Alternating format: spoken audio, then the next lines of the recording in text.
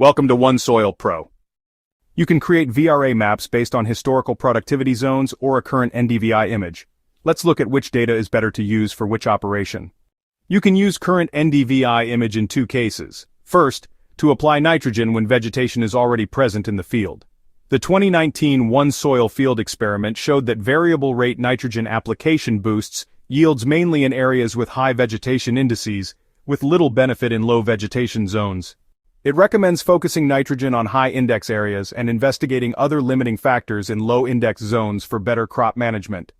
Actually, for in-season nitrogen application, you can also use productivity zones. For example, some RR trials would have been more successful if we had used productivity zones to create the maps. The second case when the current NDVI image can be used to apply crop protection products. In most cases, when we apply crop protection products, we use a higher dose in the area with higher NDVI and a lower dose in the area with lower NDVI.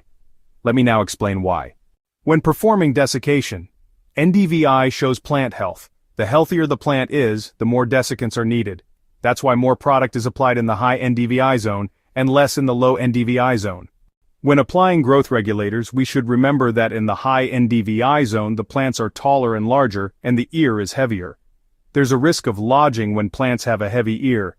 Wheat with a heavy ear will produce higher yield, but it's more difficult to harvest. When applying fungicides, more product is applied in high NDVI zones, since fungi and other diseases may develop there because of the higher humidity. In the low NDVI zones, fewer fungicides are applied. Herbicides are applied to eliminate weeds.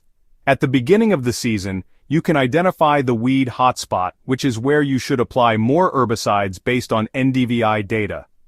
What is the best strategy for different crops? Use the results of our data.